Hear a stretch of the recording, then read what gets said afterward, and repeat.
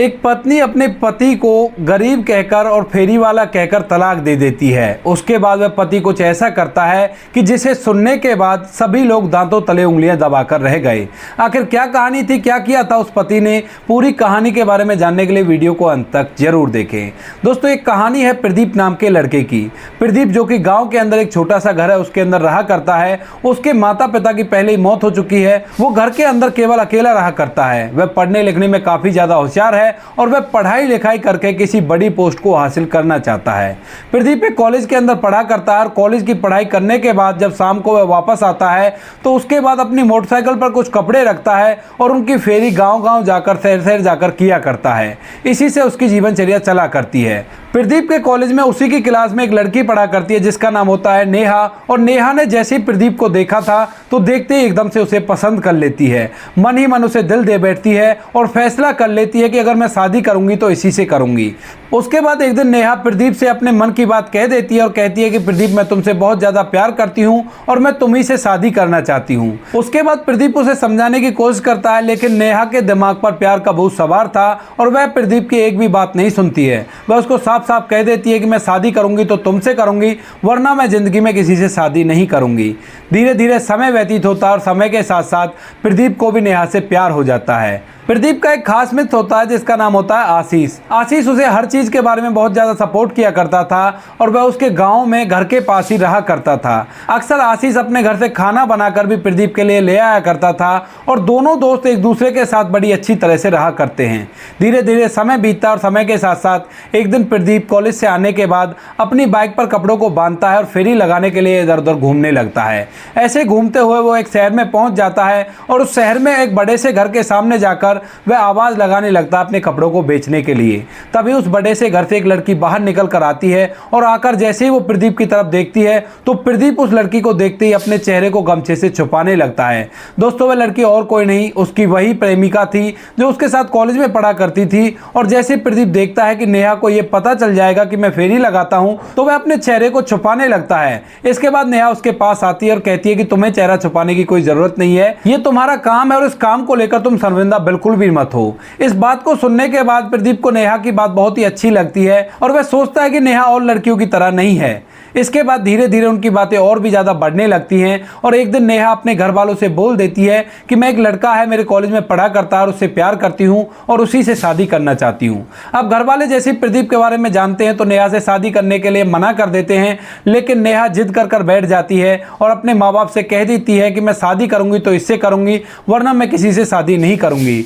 उसके बाद माँ बाप भी अपनी बेटी की जिद के आगे हार जाते हैं और प्रदीप के साथ अपनी बेटी नेहा की शादी करवा देते हैं। शादी होने के बाद नेहा दुल्हन बनकर प्रदीप के घर में पहुंच जाती है। इधर प्रदीप भी इस शादी से बड़ा ही खुश है और वह अपनी पढ़ाई में और ज्यादा मेहनत करना चाहता है। दोस्तों, प्रदीप का सपना था कि वह पढ़ लिख कर एक बड़ा अफसर बने और अपने जीवन को अच्छी तरह से व्यतीत करे। इस सपने के बारे में उसके दोस्त आशीष को भी पता था और इसी वजह से उसका दोस्त आशीष लाइब्रेरी से कुछ ऐसी किताबें लाया करता था जिनको पढ़ने के बाद प्रदीप को और भी ज्यादा मोटिवेशन मिला करता था और वह अपनी पढ़ाई पर जी तोड़ मेहनत किया करता था। अब नेहा से उसकी शादी हो गई थी और नेहा और प्रदीप बड़े ही प्यार के साथ उस घर में रहा करते हैं। नेहा को प्रदीप के उस रोजगार से भी कोई दिक्कत नहीं है जिस रोजगार को वो किया करता है। प्रदीप कॉलेज जाया करता और कॉलेज से आने के बाद अपनी बाइक पर कपड़ों को लेकर फेरी लगाने के लिए चला जाया करता। नेहा ने पढ़ाई छोड़ दी थी और नेहा पढ़ाई छोड़ने के बाद प्रदीप के साथ उस घर में रहा करती थी और प्रदीप के घर को अच्छी तरह से संभाला करती थी।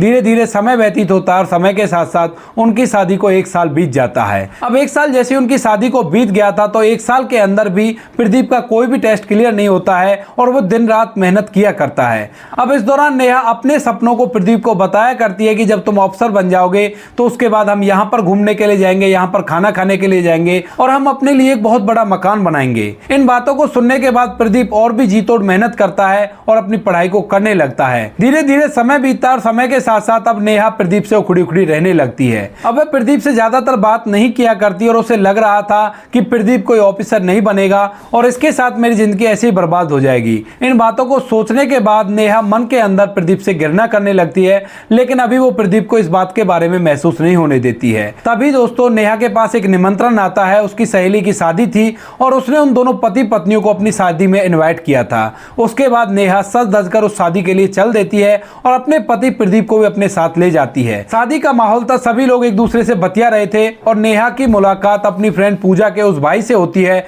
जो पहले कभी उसको लाइक किया करता था। इस बात के बारे में नेहा को पता था, लेकिन नेहा इस बात को इग्नोर कर देती है उस टाइम पे। लेकिन आज वो उसके पास खड़ी हो जाती है उससे बातें करने के लिए और बातों ही बातों में जो पूजा का भाई है वो उसके पति के बारे में उससे पूछने लगता है। इसके बाद अपने पति के बारे में बताने से पहले तो हिचकती है, क्योंकि वो सोचती है कि ये क्या सोचेगा कि उसका पति फेरी लगाता है। लेकिन फिर वो बता देती है कि मेरा पति फेरी लगाता है और उसी से हमारी जीवनचर्या चला करती है। इसके बाद पूजा का भाई जैसे नेहा का चेहरा देखता है तो उसे पता चल जाता है कि कहीं ना कहीं इस बात को बताने में इसे शर्म आ रही है, तो वह इस बात का फायदा उठाता है, क्योंकि वह नेहा को लाइक किया करता था और वह सोचता है कि अब इसकी तारीफ करता हूं और उसके बाद हो सकता है अपने पति को तलाक दे दे और उसके बाद मैं इससे शादी कर लूंगा।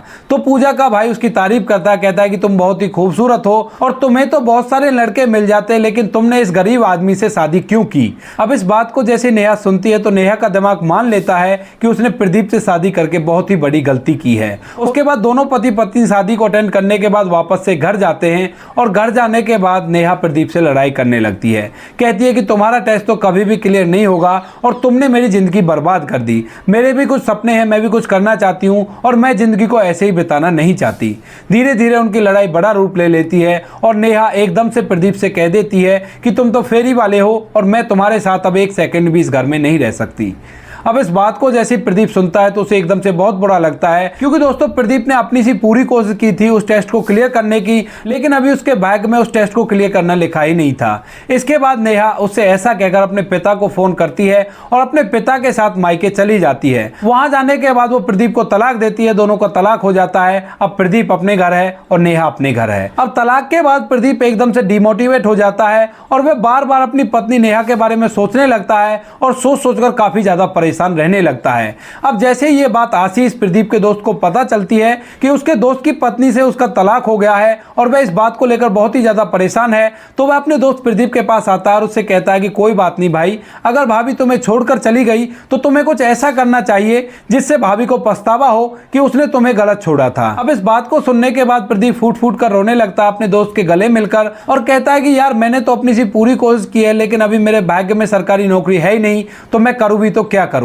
इसके बाद जो आशीष होता है उसे संभालता है और संभालने के बाद उसको बहुत ज्यादा मोटिवेट करता है उसकी पत्नी को लेकर। अब इसके बाद ये बातें प्रदीप के समझ में भी आ जाती हैं और प्रदीप जी तोड़ मेहनत करने लगता है। धीरे धीरे समय बीतता है और समय के साथ साथ प्रदीप अपनी पढ़ाई में बहुत मेहनत करता है। इधर जो उसका दोस्त था आशीष, वह भी उसे बहुत ज्यादा सपोर्ट करता है। अब 6 महीने बीत जाते हैं और 6 महीने बाद उसके दोस्त आशीष का ट्रैफिक पुलिस में नंबर पड़ जाता है। अब उसके दोस्त की सरकारी नौकरी लग गई थी, तो इसके बाद वह अपने दोस्त के लिए कुछ ऐसा करता है जो आज तक शायद किसी दोस्त ने नहीं किया था। उसके बाद वह अपने दोस्त से कह देता है कि दोस्त, केवल तुझे पढ़ाई पर फोकस करना है और तू ये फेरी लगाना बंद कर दे। तेरी पढ़ाई में जो भी खर्चा आएगा वो मैं खर्च करूंगा और तुझे एक अच्छी सी सरकारी नौकरी को प्राप्त करना है। उसके बाद प्रदीप को बहुत ज्यादा सहारा मिलता है इस बात से और वह बहुत ही ज्यादा मेहनत करने लगता है। तकरीबन उसको मेहनत करते हुए 2 साल बीत जाते हैं और 2 साल बाद जो प्रदीप है वो एक आईपीएस ऑफिसर बन जाता है। अब जैसे वो आईपीएस ऑफिसर बना था तो इस बात की सबसे ज्यादा खुशी उसके उस दोस्त आशीष को थी जो उसके साथ बचपन से खेल कूद कर बड़ा हुआ था और उसके साथ ही पढ़ाई लिखाई किया करता था।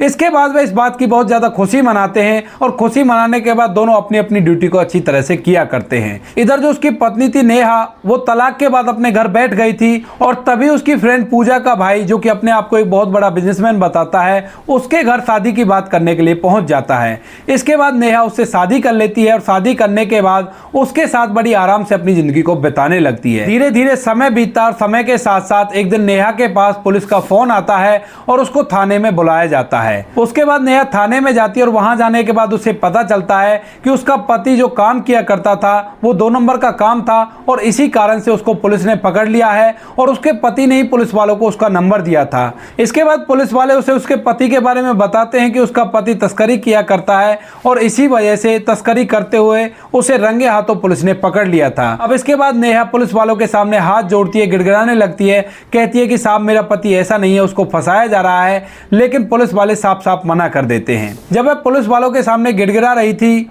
तो तभी वहीं पे आशीष आ जाता है, जो कि ट्रैफिक पुलिस में लगा हुआ था। तो जैसे वो नेहा को देखता है तो उसके बाद वह उस पुलिस वाले के पास जाता है और पूरा मामला समझता है।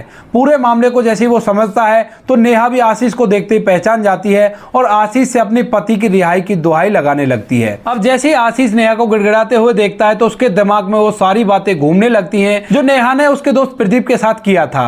अब इसके बाद वह अपने दिमाग में बहुत कुछ सोचने लगता है और एकदम से नेहा से कहता है कि नेहा, अगर तुम्हें अपने पति को छुड़ाना है तो तुम्हें एक एड्रेस पर जाना होगा। उसके बाद नेहा कहती है कि ठीक है, मैं उस एड्रेस पर पहुंच जाऊंगी। उसके बाद जो आशीष होता है उसे प्रदीप के नए घर का एड्रेस दे देता है, जहां पर फिलहाल प्रदीप ड्यूटी किया करता था।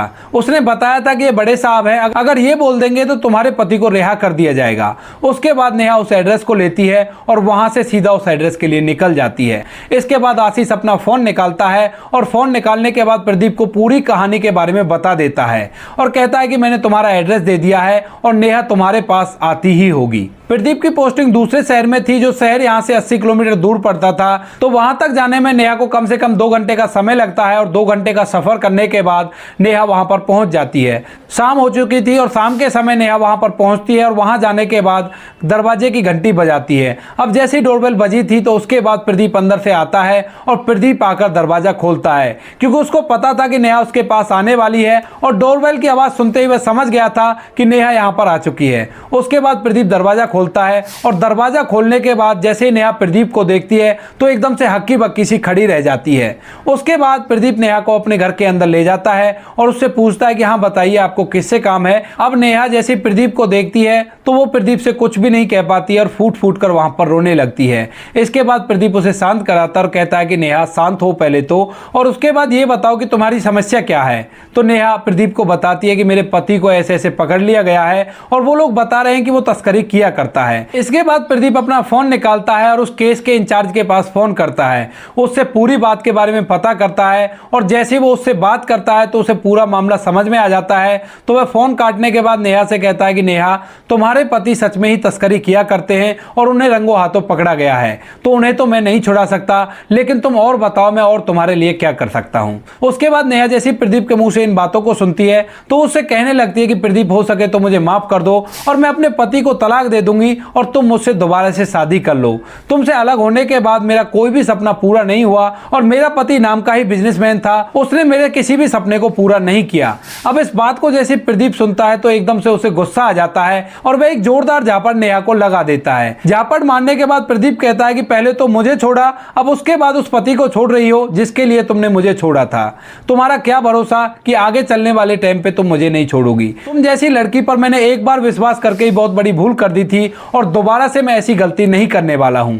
ऐसा कहकर प्रदीप नेहा को वहां से जाने के लिए कह देता है। इधर जो नेहा है वो फूट फूट कर रोती है, रोने के बाद कहती है कि प्रदीप मुझे माफ कर दो, मुझसे बहुत बड़ी गलती हो गई और आगे से ऐसा कुछ नहीं होगा। इसके बाद प्रदीप उसे धक्के मारकर वहां से निकाल देता है और नेहा रोते हुए वहां से चली जाती है। नेहा का पति का केस चलता और केस चलने के बाद उसे सजा मिल जाती है। अब नेहा का पति सजा काट रहा है और जो नेहा है वो एक अंधेरे कमरे में अपने आप को बंद कर लेती है।